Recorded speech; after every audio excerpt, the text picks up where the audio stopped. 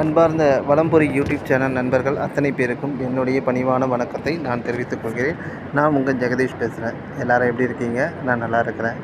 இன்றைக்கி நாம் பார்க்க போகிற பதிவு என்ன பதிவு அப்படின்னு பார்த்தீங்கன்னா, 63 நாயன்மார்களில் ஒவ்வொரு நாயன்மார்களுடைய வரலாற்றையும் நாம் இந்த பதிவில் பார்த்துட்டு இருக்கோம். அந்த வகையில் இன்றைக்கி நாம் பார்க்க போகிற நாயன்மார் யார் அப்படின்னு பார்த்தீங்க அப்படின்னா, குங்குலிய கலைய நாயனார். அவருடைய வாழ்க்கை வரலாறு தான் நம்ம பார்க்க போகிறோம். இந்த குங்குலிய கலைய நாயனாருடைய வாழ்க்கை வரலாறு, அவர் எப்படி வாழ்ந்தார், எப்படி அவர் சிவபதத்தை அடைந்தார் அப்படின்றத நம்ம இந்த வீடியோவில் தெளிவாக பார்க்கலாம். வாங்க வீடியோக்குள்ளே போகலாம். இந்த வீடியோக்குள்ளே போகிறதுக்கு முன்னாடி நம்ம சேனலை சப்ஸ்கிரைப் பண்ணாதவங்க சப்ஸ்கிரைப் பண்ணிவிடுங்க. எல்லாருக்கும் எல்லாம் போய் கிடைக்கணும் அப்படின்றதான் என்னுடைய உயர்வான நோக்கம். வாங்க பதிவுக்குள்ளே போகலாம். 63 நாயன்மார்களில் குங்குலிய கலைய நாயனார் அப்படின்றவரும் ஒருத்தர். இந்த குங்குலிய கலைய நாயனார் பற்றி நாம் தெரிஞ்சுக்கணும் அப்படின்னு பார்த்தீங்க அப்படின்னா, இவர் திருக்கடவூர் அல்லது திருக்கடையூர் அப்படின்ற இந்த இடத்துல தான் அவர் அவதரிச்சிருக்கிறார். இப்போ நம்ம அபிராமி அம்மா இருக்கிற அந்த திருக்கடையூரில் தான் இவர் அவதரிச்சிருக்கிறாரு. இவருடைய பெயர் பார்த்திங்க அப்படின்னா கலைய நாயனார். கலையன் அப்படின்றதான் இவருடைய பேர். கலைய நாயனார் அப்படின்றது நம்ம சிவனடியார்களுக்கு சொல்கிற நாயன்மார்கள்ன்றதால கலைய நாயனார் அப்படின்றதான் இவர் பேர். குங்குலிய கலையனார் அப்படின்ற பேர் ஏன் வந்தது அப்படின்னா, நம்மளுடைய தூப தீப ஆராதனைகள் இறைவனுக்கு நாம் செலுத்தும் பொழுது ஒரு சில வித பொருட்களை வச்சு நம்ம பண்ணுவோம். அதில் தீபம் நமக்கு நல்லா தெரியும். தூபம்னா என்ன? தூபம் என்பது என்ன பண்ண முடியும் அப்படின்னா, வாசனை திரவியங்களை வைத்து சாம்பிராணி, ஊதுபத்தி இது போன்ற ஒரு சில பொருட்களை வைத்து நாம் இறைவனுக்கு தூபம் காட்டுகிறோம் அப்படின்றதுக்காக தான் தூபம் அப்படின்ற ஒன்று வருகிறது. அந்த வகையில் நாம் அந்த தூபத்துக்கு யூஸ் பண்ணுற பொருட்களில் ஒன்று தான் குங்குலியம் அப்படின்றது. நிறைய பேருக்கு பார்த்திங்க அப்படின்னா இந்த குங்குலியம் அப்படின்றது தெரியாது. இப்போ சமீப காலமாக இந்த குங்குலியம் ஃபேமஸ் ஆகிட்டு வருது. அப்படி அந்த குங்குலியத்தை வைத்து இறைவனை தூபம் போட்டு வழிபடுகின்ற நாயனாராக கலைய நாயனார் இருந்திருக்கிறார்.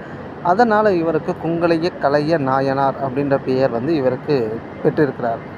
இந்த குங்குலியத்தை வைத்து என்னென்ன செய்யலாம் அப்படின்னு பார்த்தீங்க அப்படின்னா, இந்த குங்குலியம் பார்த்திங்கன்னா இறைவனுக்கு சமர்ப்பிப்பதற்காக ஒரு வாசனை திரவ பொருள் தான் இது. வாசனை திடப்பொருள் தான் இது.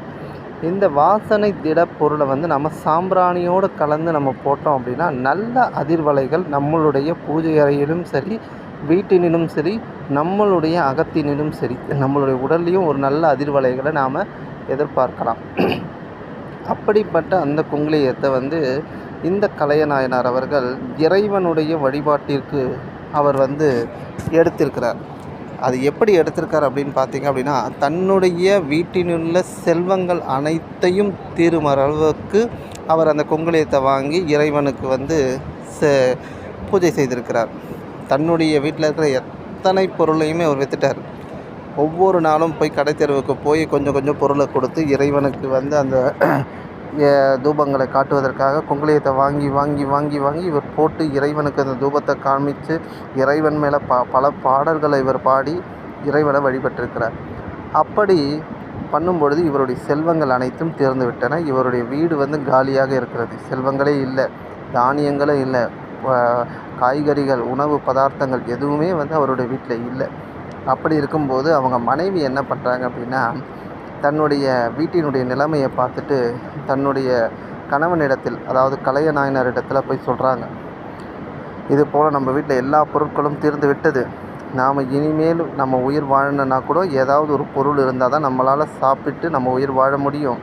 அதனால் எந்த மனைவியும் செய்யாத ஒரு காரியத்தை நான் செய்ய போகிறேன் அப்படின்னு சொல்லிவிட்டு தன்னுடைய திருமாங்கல்யத்தை கழட்டி அவர் கையில் கொடுத்தாங்க. ஒரு மஞ்சள் கயிறை அவங்க கட்டிக்கிட்டாங்க. திருமாங்கல்யத்தை கழட்டி கொடுத்த உடனே, இதை விற்று நீங்கள் பொருட்கள் கொண்டு வந்தீங்க அப்படின்னா, தானியங்களோ காய்கறிகளோ கொண்டு வந்தீங்க அப்படின்னா, நாம் அதை வைத்து வர அடியார்களுக்கு ஏதாவது உணவு போடலாம் அப்படின்னு சொல்லி அவங்க சொல்கிறாங்க.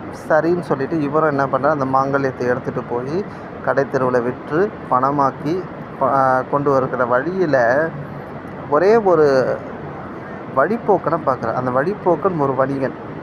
அந்த வணிகனை அவர் பார்க்குறார். அவர் என்ன பண்ணுறார் அப்படின்னா, அந்த வணிகன் தன்னுடைய தோள் மேலே ஒரு மூட்டை வைத்திருக்கிறார். அது என்ன மூட்டைன்னு தெரிஞ்சிச்சு இவருக்கு. ஏன்னா இவர் குங்குலியம் யூஸ் பண்ணவராச்சே. அதனால் வந்து குங்குளியத்துடைய வாசம் இவருக்கு தெரிந்து விட்டது. ஆகையினால் இவருக்கு ரொம்ப பரவசம் அடைஞ்சு என்ன பண்ணிட்டார் அப்படின்னா, தன்னிக்கிட்ட இருக்கிற அந்த மாங்கல்யத்தை விற்று வந்த பணத்தை வைத்து அவர் என்ன பண்ணுறார் அப்படின்னா, அந்த குங்குளிய வணிகனிடத்தை கொடுத்துட்டு மொத்த குங்குளியத்தையும் அவர் வாங்கிறார்.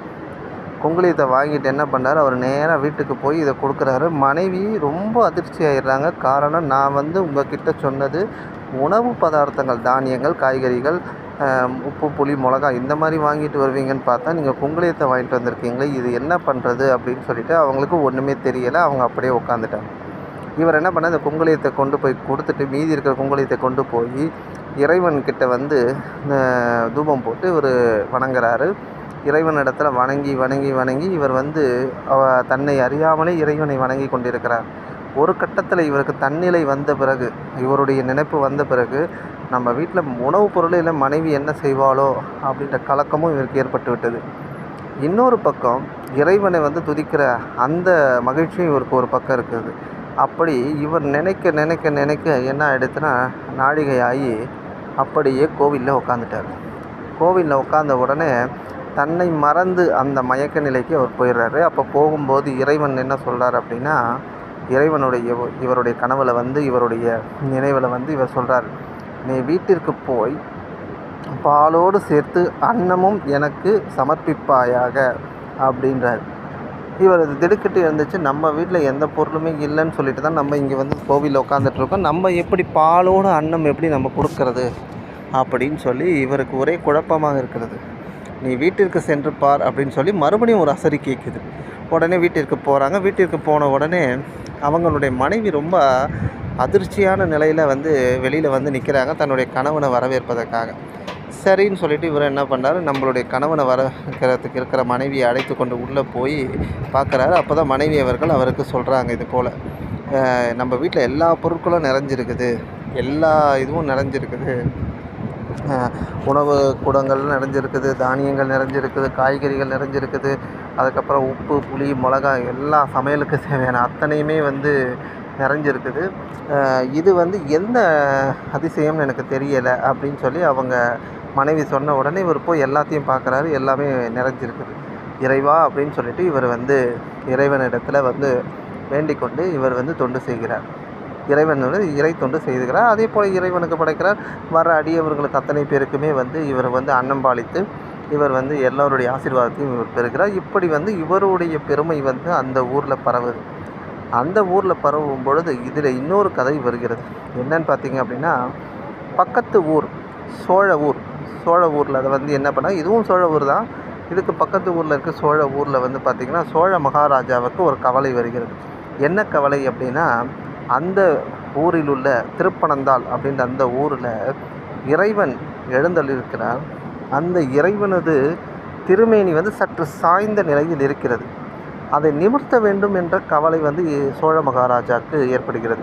ஏன் அந்த சிவலிங்கம், அந்த இறைவனார் ஏன் சாய்ந்திருக்கிறார் அப்படின்னா, தடாகை அப்படின்ற ஒரு பெண், அவர் தன்னுடைய பக்திக்காக இறைவனுக்கு பூமாலை செலுத்துவதற்காக இறைவனுக்கு பூமாலை செலுத்துவதற்காக வருகிறார். வரும்பொழுது அவருடைய சேலை நழுவுகிறது. சேலையை பிடிப்பதா, இறைவனுக்கு பணி செய்வதா, இறைவனுக்கு மலர் மாலை சூட்டுவதா என்ற குழப்பத்தில் இருக்கிறாள் தடாகை. அப்போது தடாகை என்ன பண்ணுறாங்க அப்படின்னா, ஒரு குழப்ப நிலையில் இருக்கும்போது இறைவன் அவர்கிட்ட சொல்கிறாங்க, நீ வராத, நான் உன் இடத்துக்கு வரேன், உன்னுடைய அந்த மலர் மாலையை நான் பெற்றுக்கொள்கிறேன்னு சொல்லிட்டு சற்று சாய்கிறார். சற்று சாய்ந்த பொழுது இந்த அம்மா வந்து மாலை இறைவனுக்கு அளிக்கிறார். உடனே வந்து மலர் மாலையை பெற்றுக்கொண்டு பூஜைகள்லாம் நடக்குது. அந்த சாய்ந்த நிலையில் இருக்கிற இறைவன் அப்படியே இருக்கிறார். இதை வந்து கேட்ட சோழ மகாராஜாவுக்கு ஒரு பெரும் கவலை ஏற்பட்டுகிறது. அதனால் என்ன பண்ணுறாரு, எல்லாரையும் கூப்பிட்டு, தன்னுடைய படை பரிவாரங்கள்லாம் கூப்பிட்டு, அந்த சாய்ந்த சிவலிங்கத்தை நீங்கள் நிமிர்த்துவீர்களானால் உங்களுக்கு தக்க சன்மானம் கிடைக்கும் அப்படின்னு சொல்கிறார். உடனே என்ன பண்ணாங்க, எல்லாருமே வந்து அதை எப்படியோ முயற்சி பண்ணி பார்க்குறாங்க. சங்கிலி கட்டி எடுக்கிறாங்க, அப்புறம் யானையை கொண்டு எடுக்கிறாங்க, எப்படியோ பண்ணுறாங்க. ஆனால் வந்து நிமிர்ந்த பாடில்லை. இந்த விஷயம் பக்கத்து ஊரில் இருக்கிற திருக்கடவூரில் இருக்கிற நம்மளுடைய குங்குளிய கலைநாயனாருக்கு தெரிய வருகிறது. உடனே குங்குளிய கலைநாயனார் அந்த ஊருக்கு சென்று பார்க்கிறார். இறைவன் இப்படி இருப்பதை நினைத்து அவரும் கொஞ்சம் வருந்துகிறார். இறைவா, எத்தனையோ மன்னர்களை நீ நிமிர செய்திருக்கிறாய், எத்தனையோ மன்னர்கள் தலை நிமிர்ந்து வாழ்கிறார்கள். நீ இப்படி இந்த அளவுக்கு குனிந்து இருப்பது, அதாவது சற்று சாய்ந்து இருப்பது எங்களுக்கு வேதனை தருகிறதல்லவா அப்படின்னு சொல்லிட்டு அவர் என்ன சொல்கிறார் அப்படின்னா, அவர் தன்னுடைய கழுத்தில் ஒரு கயிறை கற்றிக்கொண்டு இன்னொரு முனையை சிவலிங்கத்தின் கழுத்தில் கட்டிக்கிட்டு இழுக்கிறார். என்ன ஆனாலும் என் உயிர் போகட்டும் அப்படின்னு சொல்லிட்டு அவர் என்ன பண்ணுறார் அப்படின்னா, தன்னுடைய கழுத்தை வைத்து இழுக்கிறார். அந்த சிவலிங்கம் நேராகிறார். இதுதான் உண்மையான பக்தி என்பது அனைவருமே, அந்த திருப்பனந்தாள் ஊரில் இருக்கிற அனைவரும் சரி, சோழ மகாராஜாவும் சரி, மற்றவர்களும் சரி வியப்போடு பார்க்கிறார்கள். இந்த குங்கலிய கலைநாயனாருடைய வாழ்க்கை வரலாறு இதுதாங்க. அவரை வணங்கினோம்னா நமக்கு என்னென்ன நன்மைகள் நடக்கும் என்பது நமக்கு இறைவன் அவருக்கு அருளுவார். சிவனடியார்களை தொழுவது சிவனையே தொழுவதாகும் என்ப ஒரு கருத்துக்கு நம்ம குங்கலிய கலைநாயனார் அவர்களுடைய வாழ்க்கை வரலாறும் நமக்கு ஒரு மிகப்பெரிய ஒரு பங்கு அப்படின்றத நம்ம தெரிஞ்சுக்கணும். நேயர்களே, நாம் அடுத்த நாயன்மாருடைய வரலாறை அடுத்த பதிவில் நம்ம பார்க்கலாம். நன்றி, வணக்கம்.